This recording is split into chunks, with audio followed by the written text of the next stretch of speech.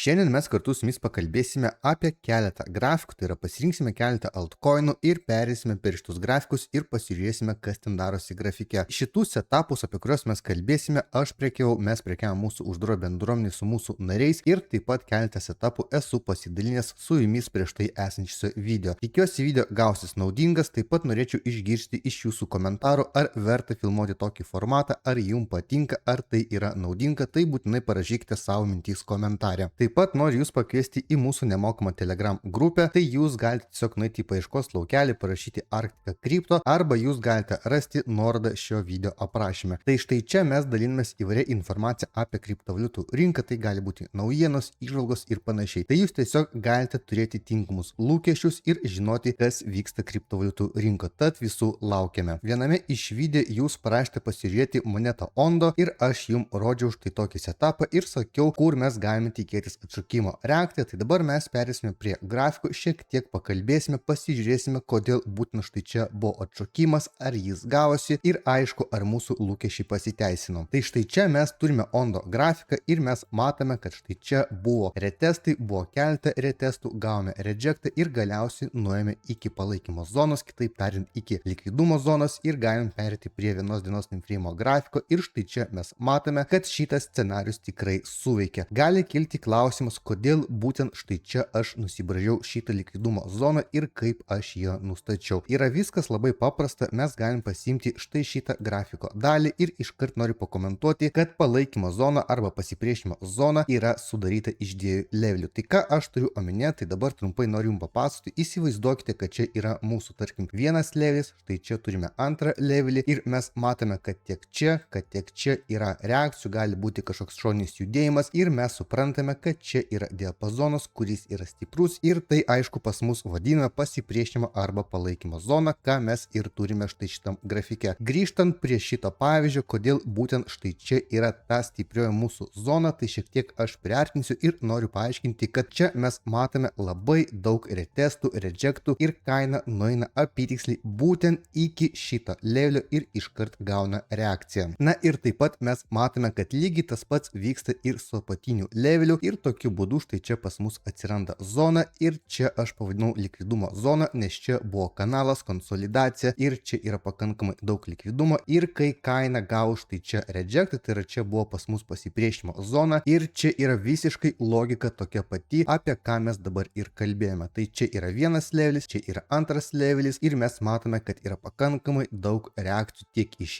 į šitą levelį ir tokiu būdu pas mus susidaro štai šitas diapazonas. Ir matome, kad jis puikiai suveikia, štai čia buvo rejectas, tada mes keliavome link mūsų palaikymo zonos, gavome konsolidaciją, jeigu perėsime į mažesnį timeframe, matome, kad štai čia buvo nedidelė konsolidacija, tai yra kažkoks kanalas, tai čia mes galime įžiūrėti falling wedge modulį, apie tai mes irgi pakalbėsime sekančiuose pavyzdžiuose ir aš jums parodysiu, kaip mes juos prekiavome ir kad jie tikrai veikia ir jūs galite atkreipti dėmesį būtent į šitus modulius. Tai ką mes čia turime, tai mes matome, kad kaina tiksliai nuėjo iki mūsų zonos, atšoko ir vėl pratestavo pasipriešinimo zoną ir iškart buvo rejectas. Rejectas buvo pakankamai stiprus ir jis sudarė maždaug apie 20% ir galiausiai vėl mes grįžome prie pasipriešinimo zonos ir matome, kad jinai tikrai veikia, nes štai čia mes nuėjome iki zonos apatinės ribos ir iškart matome, kad yra lokalus rejectas. Jeigu atsidarysime šiek tiek mažesnį grafiką, tai mes matome, kad štai čia turime pakankamai daug retestų ir rejectų ir tai tikrai veikia ir jūs galite tokias zonas ieškoti grafike. Toliau mes turime monetą Play ir mes matome, kad štai čia buvo pakankamai stiprus kritimas ir mes mūsų uždaro bendruomenį kažkur štai čia bandėm gaudyti entry tašką į short poziciją ir aišku, mums pavyko tai pagauti, tai dabar aš norėsiu pasidalinti rezultatais ir kas iš to gavosi. Tai štai čia matome, kad aš rašiau apie šitą monetą ir toj aš jums paaiškinsiu, kokia yra to logika ir štai čia mes matome, kad gavosi pagauti pakankamai gerą impulsą į apačią ir dabar aišku gali kilti klausimas, kodėl būtent štai šitą zoną ir kodėl mes čia tikėjimas šito rejecto. Tai dabar mes keliausime prie grafiko ir pabandysime tai įsiaiškinti. Visų pirma, mes matome, kad štai čia yra pasipriešinimo zona, jinai yra štai čia ir kiekvieną kartą, kai mes nueiname iki šitos zonos, mes iškart gaunam pakankamai stiprų impulsą į apačią. Kitaip tariant, būtent šitos monetos yra toks elgesys, yra jo toks charakteris ir mes galėjome tikėtis, kad štai čia bus bus false breakas, tai yra mes surinksime likvidumą ir tada eisime į apačią. Toliau mes matome, kad štai čia yra palaikymo zona, buvo pakankamai stiprus kritimas, lygiai tas pats, kas ir praeitą kartą, ir štai čia mes tikėjomės, kad galimas atšokimas, tai yra galima lokali reakcija ir mes galime suformuoti V arba U formaciją. Tai štai čia jūs matote, kad aš dalinausi šitų setapų mūsų uždaro bendruomeniai ir čia logika yra aprašyta tokia, kad mes artėjame prie palaikymo zonos ir būtent nuo jos mes galim pabandyti pakeisti trendą ir gauti bent jau kažkokį atšokimą. Štai čia mes matome patį setapą ir mes matome, kad kaina nuėjo iki šitos zonos ir iškart buvo kritimas sustabdytas ir dabar mes matome, kad yra atšokimo reakcija, jau yra maždaug apie 20% ir jeigu čia yra stiprus atšokimas, tai mes gausime V arba U formaciją ir pratestuosime štai šitą zoną. Kodėl aš turiu būtent štai čia šitą palaikymo zoną, tai štai čia pas mane yra pirmas mano palaikymo levelis, štai čia yra antras levelis, nes matome, buvo pakankamai daug reakcijų, čia yra 4 valandų time frame grafikas, jeigu įsijungtume mažesnį grafiką, tai pamatytume šiek tiek aiškiau, bet manau jūs esame supratę. Na ir lygiai tas pats štai čia su pasipriešinimo zona, jinai prieš tai veikia kaip palaikymo zona, tai štai čia mes irgi buvom pagavę mūsų atšokimo reakciją ir štai čia mes pagavome maždaug apie 30% grino kainos judėjimo. Na ir štai čia jūs galite matyti šitą setapą, tai mes matome, kad čia yra aiški zona ir aš rašiau į mūsų uždarą bendruomenę, kad mes galime tikėtis atšokimo reakcijos ir mes turime labai panašų scenarių. Štai čia irgi gavome štai tokį atšokimą, kaip ir buvo štai šitas. Na ir štai čia mes galime šiek tiek detaliau pasižiūrėti šitą setapą, tai jūs matėte, kad mano entry taškas yra šiek tiek žemiau zonos, kodėl taip aš dariau ir kokia yra to logika. Tai viskas yra paprasta, tiesiog mums reikėjo šito spaiko, kad surinkti likvidumą ir nueiti aukščiau. Čia yra šitas etapas ir dabar kartu su jumis galime greitai pasižiūrėti ir jūs galite iškart pastebėti, kad mano entry taškas yra šiek tiek žemiau šitos palaikymo zonos. Kodėl taip yra ir kokia yra to logika? Mums reikėjo štai šito spaiko, kad surinkti likvidumą, tai yra nueiti šiek tiek žemiau šitos palaikymo zonos ir gauti štai šitą atšokimą ir jis tikrai pasiteisino ir štai čia mes turime mūsų levelį. Čia jau nėra jokios zonos, čia yra levelis, nes mes matome labai aišku levelį, matome pakankamai daug retestų ir kad būtent štai čia yra reakcijos ir mes gavome dar vieną štai čia retestą, tada vėl gavome rejectą, vėl nuėjome iki šito levelio ir tiksliai į levelį mes atsitrenkėme, gavome rejectą ir matome, kad štai čia buvo pakankamai didelė korekcija ir štai čia gavome atšokimą. Toliau turime štai tokį setapą, tai čia yra viskas labai paprasta, galime iškart įsijungti vienos dienos time frame grafiką, turime labai aišku levelį, matome, kad yra pakankamai daug reakcijos ir atšokimų bei retestų nuo šito levelio ir štai čia aš dalinausi į mūsų uždarą bendruomenę, kad mes galime tikėtis nuo šito levelio atšokimo ir pratestuoti štai šitą pasipriešimo zoną. Aišku, tai užtruko pakankamai daug laiko, tai maždaug apie 4 dienas, bet ir profitas yra pakankamai geras, tai yra apie 18% grino judėjimo. Toliau mes turime štai tokį setapą, tai čia yra moneta JTO ir štai čia mes turime mūsų falling wedge modulį, tai yra štai čia buvo štai toks kanalas, kuriame mes judėjome, prieš tai turėjome štai tokį mes augimą ir tai yra savotiškas bull flagas. Ką tai reiškia? Tai reiškia štai čia renkasi energija, renkasi daugiau jėgos, kad pramušti štai šitą levelį ir duoti dar vieną impulsą. Apie tai aš irgi rašiau mūsų uždaro bendruomenė ir tai buvo klausimas vieno iš mūsų uždaros bendruomenės nario. Jis paklausė, ką aš manau apie šitą monetą. Štai čia yra aprašymas, štai čia yra jo grafikas ir štai čia yra rezultatas. Maždaug per naktį pavyko pagauti 10% grino judėjimo. Aš jums rekomenduoju irgi stebėti būtent štai šitus modulius, rising wedges arba falling wedges. Jeigu mes turime kažkokį impulsą, turime konsolidaciją, kanalą arba mažėjantį kanalą, reiškia, kad po viso šito augimo bando atsirasti dar jėgos, būtent padaryti dar vieną impulsą. Toliau mes turime štai tokį setapą, tai čia yra moneta VLD ir trumpai tariant, štai čia mes turime palaikymo zoną, čia buvo kainos spaudimas, tai čia yra trendo linija ir matome, kad kiekviena banga buvo mažesnė už prieš tai esančią. Na ir štai čia aš rašiau į mūsų uždarą bendruomenę lygiai taip pat ir sakiau, kad štai čia mes galime tikėtis atšokimo, nes mes matome, kad štai čia buvo tas pats mūsų atšokimas, buvo štai čia retestas, štai čia matome buvo dar viena banga, štai čia susiformavo mūsų palaikymo zona ir aš sakiau, kad štai čia mes galime tikėtis, kad šita moneta, kad šitas setupas gali suveikti ir mes galime tikėtis bent jau mažiausiai retestą nuo pasipriešinimo levelių. Jis yra štai čia. Štai čia jūs matote, kad aš esu įskyręs savo du tikslus. Tai štai čia yra pirmas tikslas, tai čia yra ties pasipriešinimo zona ir štai čia yra mano antras tikslas netoli pasipriešinimo levelio. Jūs matote, kad šitas levelis buvo suformuotas štai čia. Čia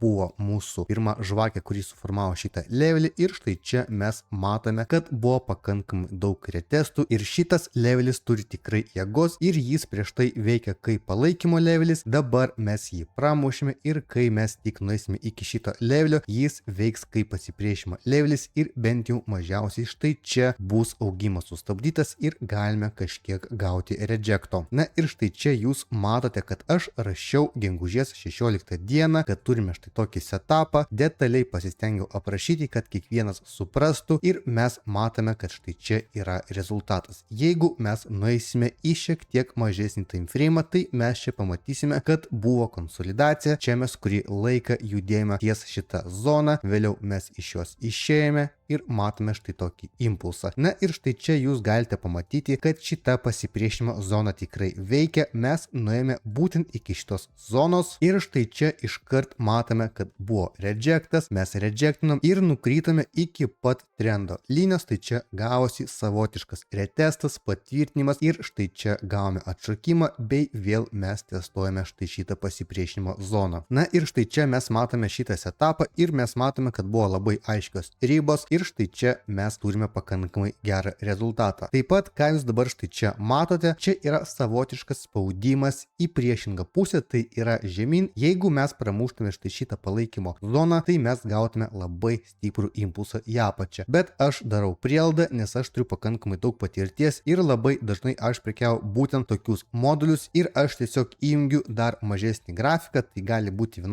valandos time frame grafikas arba 4 valandų time frame grafikas ir tiesiog žiūriu pagal bangas. Jeigu matau, kad yra silpnumai, yra kažkokie divergence'ai arba mes turime jau didėjančias bangas, tai yra didėjantį trendą, aišku, šitos kainos spaudimas suveiks ne į apačią, o mes gausime maždaug štai tokį atšokimą. Aišku, tam reikia laiko ir pakankamai daug kantrybės, kol tokie setupai suveiks. Prieš tęsiant toliau noriu priminti apie VEX kriptovaliutų biržą, tai kas dar čia neturite paskyros, tikrai rekomenduoju ją susikurti pagal mūsų DOT registracijos nuorodą arba būtinai įrašom referral code žodis Arktika ir jūs gausite daug įvairiausių bonusų nuo mūsų. Pats pagrindinis bonusas, kuris gausite, jūs gausite VIP2 statusą, kurio dėka jūs galėsite sutaupyti ant komisinių mokesčių. Tai yra, jūs užsiregistruojate pagal mūsų DOT nuorodą arba įrašote referral code žodis Arktika, prekiaujate ir dar galite gauti daug įvairiausių bonusų, įskaitant ir VIP2 statusą. Toliau mes turime sekantį setupą, tai čia yra moneta pavadinimu VVV, tai yra 3V ir mes turime labai aiškias ribas. Tai štai čia mes turime zoną, pasipriešinimo zoną, štai čia lygiai taip pat. Na ir jūs galėjote atkreipti dėmesį į štai šitas trendo linijos. Tai ką jos reiškia ir į ką reikia atkreipti dėmesį. Visų pirma, čia yra kainos spaudimas, mes turime aiškiai pasipriešinimo zoną arba levelį ir kaina vis spaudžiasi prie šito pasipriešinimo ir gauname štai tokį impulsą. Ir lygiai tas pat štai čia. Tai mes matome, kad kaina štai čia spaudžiasi prie šitos pasipriešinimo zonos ir bam, štai čia turime impulsą. Na ir štai čia impulsas yra maždaug apie 10%, čia po pramušimo yra apie 20%. Aš rekomenduoju kiekvienam iš jūsų žiūrėti štai šitus modulius. Tai visų pirma, mes galime žiūrėti štai šitą modulį, kuris vadinasi Rising Wedges, kitaip sakant, čia yra kylantis kanalas ir kai mes tik pramušime štai šitą jo apatinę ribą, trendas bando keistis ir štai čia mes formuojame naują mažėjančią bangą. Reiškia, kai čia būna pramušimas, jums nereikia iškart skubėti atsidaryti kažkokių short pozicijų, nes tikriausiai mes dar sugrįšime ir bandysime surinkti štai čia likvidumą. Na ir štai čia po lokalaus augimo jūs galite ieškoti savo entry taškų. Na ir tuo pat metu mes matome, kad štai čia yra dar viena mažėjanti banga ir mes galime štai tokiu būdu pakeisti trendą. Ir dabar pakalbėkime apie priešingą modulį. Čia yra Falling Wedges ir kai jūs galite žinoti, tai yra mažėjantis kanalas ir mes galime sakyti, kad pas mus yra didesnė tikimybė jį pramušti į viršų ir pasiekti jo tikslą. Ir šito modulio tikslas yra maždaug štai čia, tai yra kur mūsų pirmoji banga, kai tik mes atsistojame į šitą mažėjantį kanalą. Tai mes galime tikėtis, kai kaina štai čia pramuša viršutinę trendo liniją, galimas kažkoks retestas. Taip pat verta paminėti, kad retestas būna ne visada, bet dažniausiai bent jau kažkiek mes gauname kritimą ir tada mes judame link štai šito tikslo. Tikrai verta atkreipti į šitus du modulius ir dar verta atkreipti į sekančius du modulius. Tai visų pirma įsivaizduokite, štai čia yra mūsų pasipriešinimo levelis, štai čia turime tokią trendo liniją ir matome, kad kaina maždaug juda štai taip. Čia gali būti kažkokie false breakai. Jeigu jūs pamatote šitą modulį šiek tiek iš anksčiau, aišku, jūs galite štai čia bandyti gaudyti short pozicijas, gaudyti false breakus ir pasimti bent jau lokalų kritimą, ir tai gali sudaryti nuo 5 iki 10% priklausomai nuo monetos ir aišku priklausomai nuo timeframe. Jeigu kas nežinojate, kuo yra didesnis timeframe grafikas ir jeigu mes ten turime aišku kažkokį modulį, tai mūsų lūkesčiai yra ženkliai didesni nei mes, jeigu žiūrėsime į mažesnius timeframe'us. Kaip pavyzdys, mes galime turėti vienos dienos timeframe grafike kažkokį modulį ir 15 minučių grafike irgi kažkokį modulį. Reiškia, kad mūsų didesni lūkesčiai galėtų būti vienos dienos timeframe grafike. Na ir ką mes čia turime, tai čia yra mūsų kainos spaudimas, nes matome, kad štai čia kiekviena banga yra didesnė už prieš tai esančią ir po pramušimo mes galime tikėtis, kad kaina parodys impulsą ir eis į viršų. Taip pat noriu paminėti vieną svarbų dalyką, kartais kaina būna, kad pramuša štai šitą trendo liniją ir čia yra viskas gerai ir visi galvoja, kad čia jau modulis neveikia ir bando štai čia iškart atsidaryti short pozicijas. Kodėl taip daryti nereikia? Tai visų pirma, mes galime labai lengvai ir greitai grįžti į viršų ir štai čia dažniausiai pas mus yra kažkokia palaikymo zona arba palaikymo levelis, į kurį mes turėtume atkreipti dėmesį ir žiūrėti, ar mes turime nuo jo reakcijos. Jeigu pramušime, tai čia patvirtiname, tada taip mes galime sakyti, kad šitas modulis nesuveikia ir mes keliaujame žemiau. Toliau mes turime visiškai priešingą modulį, irgi yra kainos spaudimas, tik šitas kainos spaudimas yra į apačią ir įsivaizduokite, kad štai čia yra jūsų palaikymo levelis arba palaikymo zona, čia